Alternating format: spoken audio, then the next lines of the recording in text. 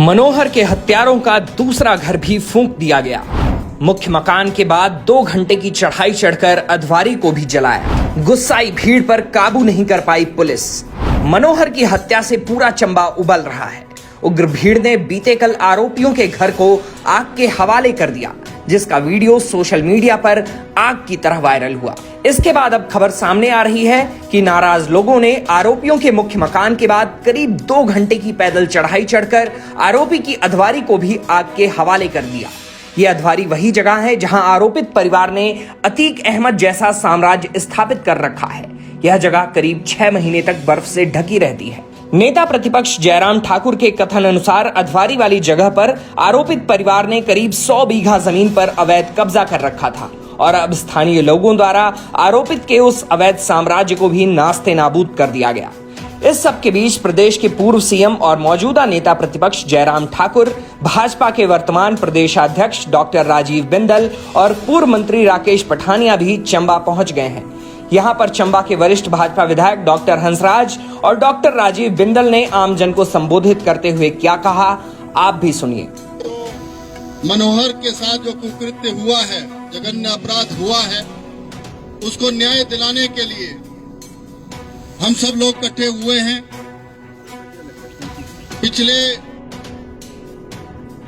10 दिनों से 6 तारीख को गायब होना और उसके बाद जो है वो 9 तारीख को मिलना और उसके बाद जो जितनी प्रक्रिया आज तक हुई है, उसमें जो हमें लगता है जिस तरह से सरकार को एहतियात बरतते हुए सावधानी से इस जघन्य अपराध में दोषियों को तुरंत जो है वो रिमांड दे करके जो लोग संदिग्ध थे उनको जो है रिमांड में डाल करके जिस तरह से लड़ना चाहिए था, उसमें सरकार जो है वो फेल हुई है।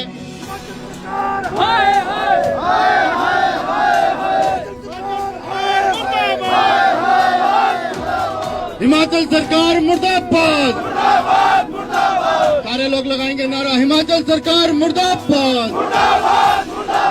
तो इसीलिए जो गुस्सा जो पूरे भारतवर्ष में इस जघन्य अपराध से व्याप्त हुआ है और चंबा और हिमाचल प्रदेश जो की देवभूमि है, जहां पर इस तरह की ये हरकत हुई है, उस दिन हमने तिहाड़ में भी कहा था किसी को कानून अपने हाथ में नहीं लेना चाहिए, लेकिन उस मनोहर को भी न्याय मिले और आइंदा जो है वो इस तरह की घटना न हो, इसके लिए हमें इकट्ठा भी होना चाहिए, ये भी हमने कहा था।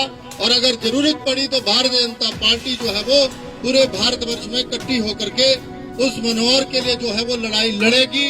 मैं धन्यवाद करना चाहता हूं सोशल मीडिया का, पूरे भारतवर्ष के मीडिया का, जो सरकार जो यहाँ पर सोई हुई थी उसको जगाने में जो है वो हमारे लोगों को और हम सब लोग जिस तरह से इकट्ठे हुए हैं और जिस तरह से उस मनोहर को न्याय दिलाना, मैं धन्यवाद भी करता हूं उन सभी साथियों का जिन लोगों ने सहयोग किया है। दोस्तों, ये लड़ाई जो है वो सिर्फ एक मनोहर की नहीं है, ये लड़ाई जो है वो यहाँ जो अतीक अहमद बनता जा रहा है कोई व्यक्ति, उसके खिलाफ हमारी लड़ाई है। हम हैं जो वहाँ पर आतंक फैलाए हुए हैं और जिनके तार जो है वो अलग अलग जगहों से जुड़े हुए हैं और जिस तरह से उस मासूम 25 साल के नौजवान की 8 टुकड़ों में हत्या की है, उसके लिए हम लड़ाई लड़ रहे हैं। इसीलिए मैं यहाँ मौजूद सभी शीर्ष नेतृत्व का धन्यवाद करना चाहता हूँ। हम तो चाह रहे हैं कि सर आप जो है वो उस परिवार से भी मिले जिस परिवार ने अपना बेटा खोया है। एकमात्र एक लौता बेटा था, 3 बहनें हैं, उनके साथ न्याय हो। अभी तो हम सब लोग इकट्ठे हैं, 1 दिन 2 दिन 10 दिन 20 दिन 50 दिन, लेकिन उस घर का चिराग सदा के लिए बुझा है। उसकी देखरेख कौन करेगा? हमने तो प्रशासन से गुहार भी की थी कि उसकी देखरेख, या सरकार से ये गुहार की थी कि उसकी देखरेख आने वाला जीवन यापन वो कैसे करेंगे। एक दलित परिवार से युवा की जो है वो हत्या हुई है, इसीलिए जो है वो सरकार को और सरकार में मौजूदा मंत्रियों को, उस दिन जिस दिन जगत सिंह नेगी जी भी वहाँ थे, हमने कहा था कि आपको जाना चाहिए वहाँ पर और उनके लिए जो है वो न्याय कैसे हो ये आपको तय करना चाहिए। लेकिन अफसोस की बात है कि मौजूदा सरकार जो है वो, चाहे वो मुख्यमंत्री जी हो, चाहे उनके नेतागण हो, चाहे कांग्रेस का कोई भी नेता हो, किसी ने दो शब्द परसों तक किसी ने नहीं बोले थे, ना ही वहां पर कोई गया था। इसीलिए सुक्खू सरकार मुर्दाबाद, मुर्दाबाद, मुर्दाबाद, सुक्खू सरकार मुर्दाबाद, मुर्दाबाद, मुर्दाबाद। मेरा आप सभी से निवेदन है, देखिए बहुत सीनियर नेता और पार्टी के वरिष्ठ नेता यहाँ पर हैं। जिस तरह से हम लोग उसी तरह से चलेंगे। पूर्व में भी हमने कहा था, जब मैंने शुरू में भी यहाँ पर आते ही कहा कि किसी को बीच में किसी तरह की गड़बड़ करने की कोई भी छूट नहीं है। ये हम देख रहे हैं और अपने अगल बगल भी देखते रहना, तो किसी तरह की छूट नहीं है। कोई जो है वहाँ पर आए हुए हैं, हमारा सिर्फ इतना ही है कि उस परिवार से मिले, उस परिवार के साथ न्याय हो और उस औलाद को, उस बच्चे को जिसने हमने खोया है, उसके साथ न्याय हो और मनोहर के हत्यारों को जो है वो क्या मिले, क्या मिले। कोई गड़बड़ ना करे आपके साथ, और ना हम ऐसी वो करे, कोई अशांत करने वाली प्रक्रिया हम लोग ना करें। मेरा आपसे यही निवेदन रहेगा। आपका बहुत बहुत धन्यवाद। जय हिंद।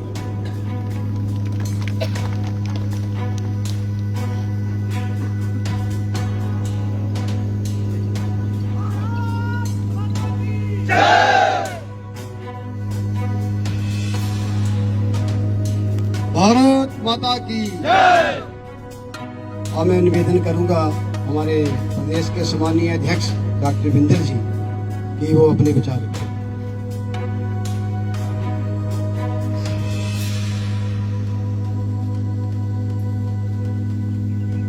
हम सब लोग बहुत बड़ी दुख की घड़ी में यहाँ एकत्र हुए। किसी ने सोचा न था कि इस प्रकार से, और हम सब लोगों को यहाँ आना पड़ेगा। माननीय पूर्व मुख्यमंत्री, नेता प्रतिपक्ष आदरणीय श्री जयराम ठाकुर जी, भाई राकेश पठानिया जी, भाई हंसराज जी, भाई DS ठाकुर जी, विक्रम जरियाल जी, राजेश ठाकुर जी। अब ये विधायक और पूर्व विधायकों का एक बड़ा कारवां यहाँ पर है। अनेक इलाके के नेतागण यहाँ पर मौजूद हैं और सामान्य जनमानस जिनके दिल को ठेस पहुंची है, ऐसी बड़ी संख्या यहाँ पर मौजूद है। आप सब लोग मनोहर को न्याय दिलाने के लिए यहाँ पर आए हैं। मैं आप सब लोगों को नमन करता हूँ और वो जो दिवंगत मनोहर है उसकी आत्मा की शांति के लिए भी प्रार्थना। शायद हिमाचल प्रदेश में किसी भी व्यक्ति ने ये कल्पना नहीं की होगी कि एक 20, 22, 25 साल का युवक, अकेला युवक जिसके माता पिता बूढ़े हैं, बहनों की शादी हो गई है, दलित परिवार का वो युवक, उसकी जघन्य हत्या हो जाएगी। और ऐसा तो शायद कोई कर नहीं सकता कि उसके जिस्म के, उसके शरीर के टुकड़े टुकड़े करके और खाले नाले में डाल दिया जाए। हार्ट रेंडिंग है, शब्दों में बयां नहीं किया जा सकता। मेरी देवभूमि, मेरी वीर भूमि, हर कदम पर देवी देवता विराजमान जहां पर हैं। हमारे यहाँ के लोग भी शांति प्रिय देवी देवताओं के समान हैं। वीर भूमि मेरा व्यक्ति सेना में जाकर के और बॉर्डर के ऊपर देश की रक्षा के लिए बलिदान होने में गौरव समझता है, उस प्रांत में, उस दूर दराज इलाके में ये जघन्य हत्याकांड होता है, इसने हमारी आत्मा को बहुत बहुत झकझोर कर रखा। पूरा देश स्तब्ध है, शब्द ढूंढने को नहीं मिलते।